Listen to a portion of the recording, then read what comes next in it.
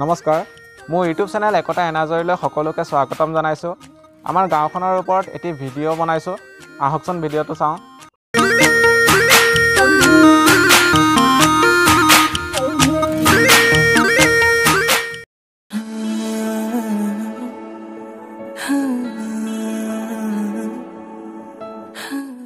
এইখন হৈছে আমাৰ গাঁও। গাঁওখন আছে লখিমপুৰ জিলাৰ বিহপুৰীয়াত। গাঁওখনৰ নাম হ'ল ডঙিবিল। এতিয়া কথা হ'ল যে আমাৰ গাঁওখনৰ নাম ডঙিবিল কিয় হ'ল, কি কাৰণে হ'ল?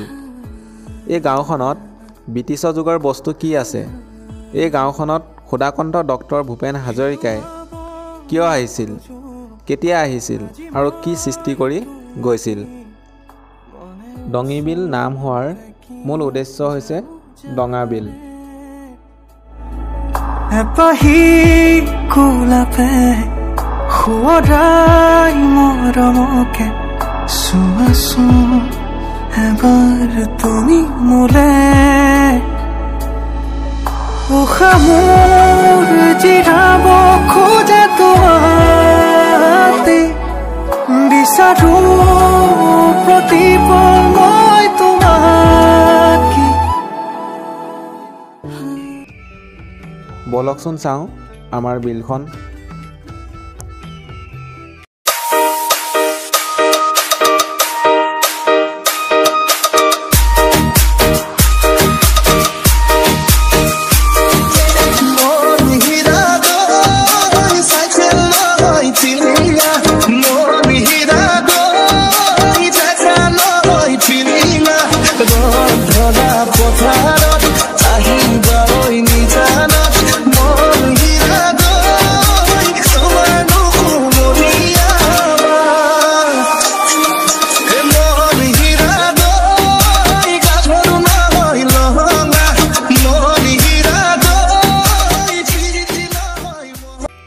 হাই গাইজ, এতিয়া আমি আহি পালোঁ বিলত।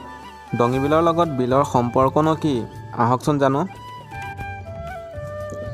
ডঙিবিল এখন বিলৰ নাম।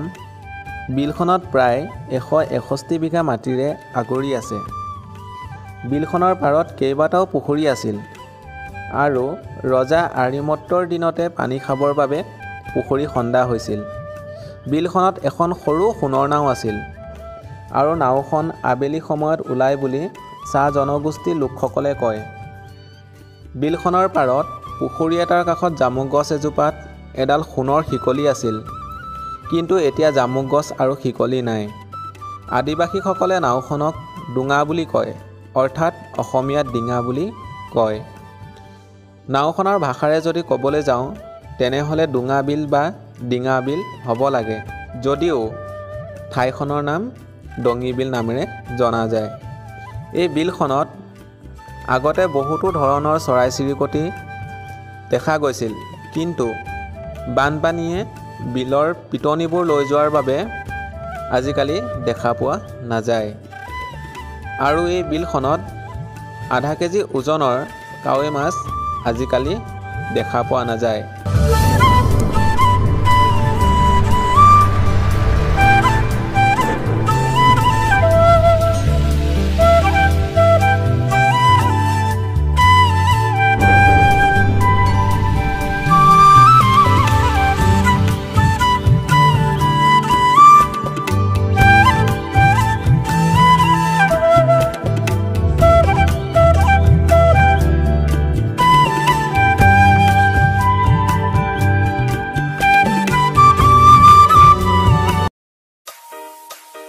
এতিয়া আমি গৈ আছোঁ ডঙিবিলত থকা স্কুলখন চাবলৈ।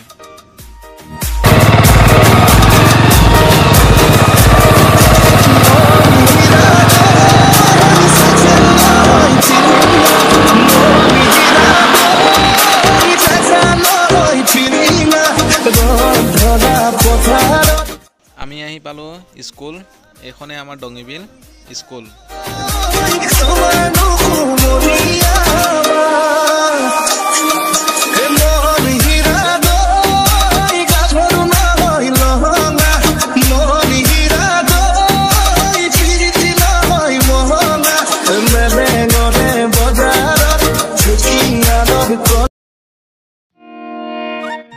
আমাৰ এই ডঙিবিলত তিনিখন স্কুল আছে, LP স্কুল, ME স্কুল আৰু হাই স্কুল। LP স্কুলখন স্থাপিত হৈছিল 1947 চনত, ME স্কুলখন স্থাপিত হৈছিল 1951 চনত আৰু হাই স্কুলখন স্থাপিত হৈছিল 1974 চনত।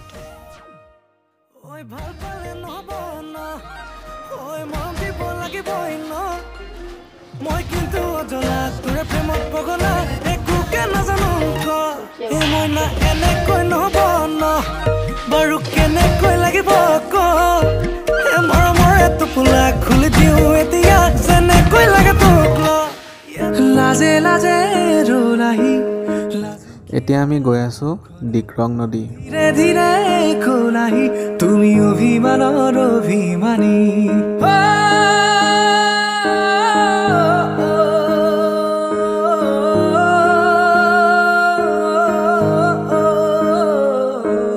লাজে লাজে ৰোলাহি লাজুকীয়া মুখনি, ধীৰে ধীৰে খোলাহি তুমি অভিমানৰ অভিমানী, মোৰে মৰমত।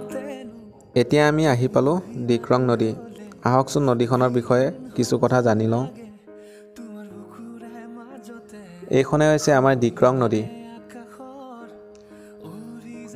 70 দশকত নাওবৈচা বিধানসভা সমষ্টিৰ নিৰ্বাচন খেলিবলৈ আহোঁতে ডক্টৰ ভূপেন হাজৰিকাই ইয়াৰ পৰাই নাৱেৰে পাৰ হৈছিল আৰু নাৱেৰে পাৰ হওঁতে এটি সুন্দৰ গান ৰচিছিল। গানটো হৈছে মইনাজান মইনাজান লুইত পাৰে হ'লো, মইনাজান ডিক্ৰং পাৰে হ'লো। আহকচোন গানটো অলপ শুনি লওঁ। মইনাজান লুইত পাৰে হ'লো, মইনাজান ডিক্ৰং পাৰে হ'লো, মইনাজান জিৰালো ঐ নাও বৈচা, মইনাজান চাকৰি ঐ বিচাৰি, মইনাজান এৰো ঘৰে বাৰী, মইনাজান নেথাকো ঐ লখিমীপুৰত।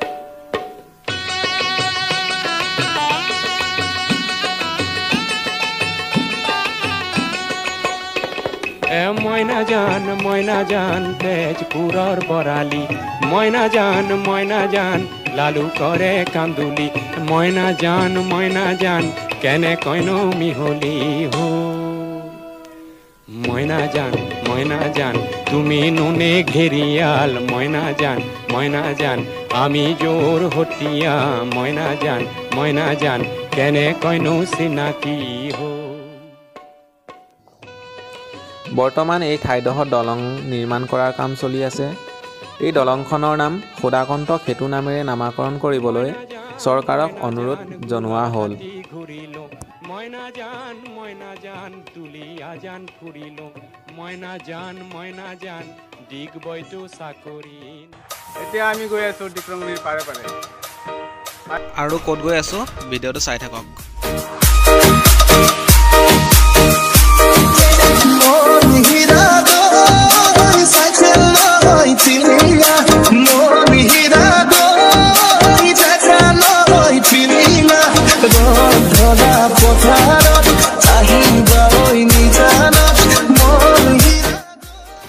এতিয়া আমি আহি পালোঁ তেতেলীগুৰি চেণ্টাৰ।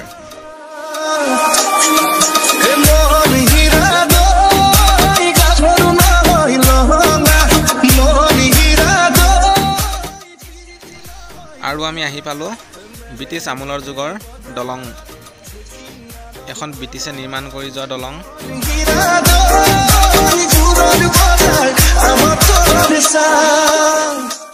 এই দলংখনৰ তলত 3টা বস্তু আছে, বলকচোন কিনো বস্তু চাওঁ।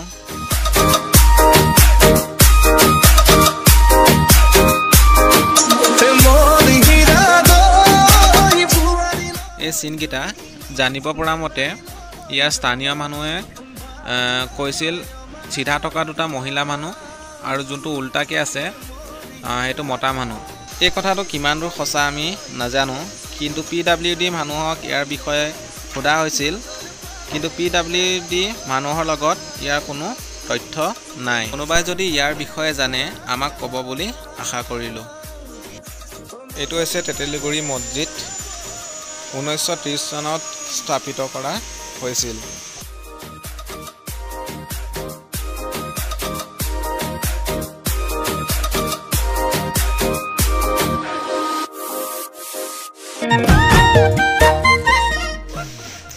এতিয়া আমি গৈ আছোঁ মানুহে ঘৰলৈ।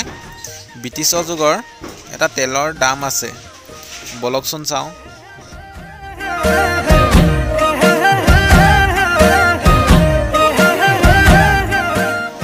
আমি এতিয়া আহি পালোঁ হৰিহৰ মন্দিৰ। আহকচোন চাওঁ। এইটো হৈছে আমাৰ হৰিহৰ মন্দিৰ। 1951 চনত মন্দিৰটো স্থাপিত কৰা হৈছিল।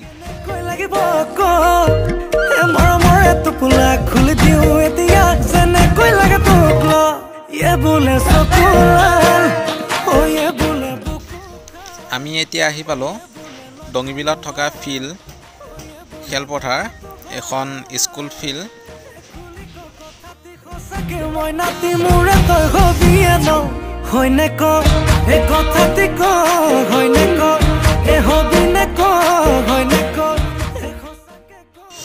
এতিয়া আমি আহি পালোঁ মানুহ ঘৰত।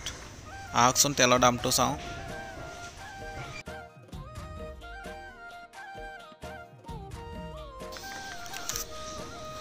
এইটোৱে হৈছে ব্ৰিটিছ যুগৰ তেলৰ দাম। ড্ৰামটোৰ ওজন প্ৰায় 1 কুইণ্টেলমান আছে।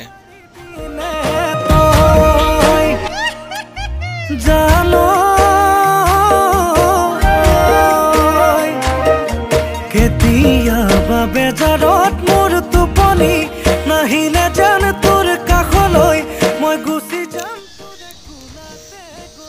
ডঙিবিলত নতুনকৈ ইংলিছ মিডিয়াম স্কুল নিৰ্মাণ কৰা হৈছে। স্কুলখনৰ নাম গুৰুকুল পাব্লিক একাডেমি।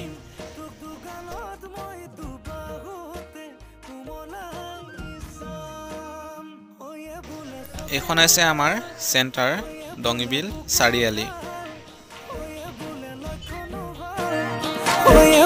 দেখাতো ভাল খুলি কথাটি সঁচাকে মই নাতি মোৰে তই হবিয়ে ন হয়নে ক এ কথাটি ক হয়নে ক এ হবি নে ক হয়নে ক এ সঁচাকে ক চোন তই ক।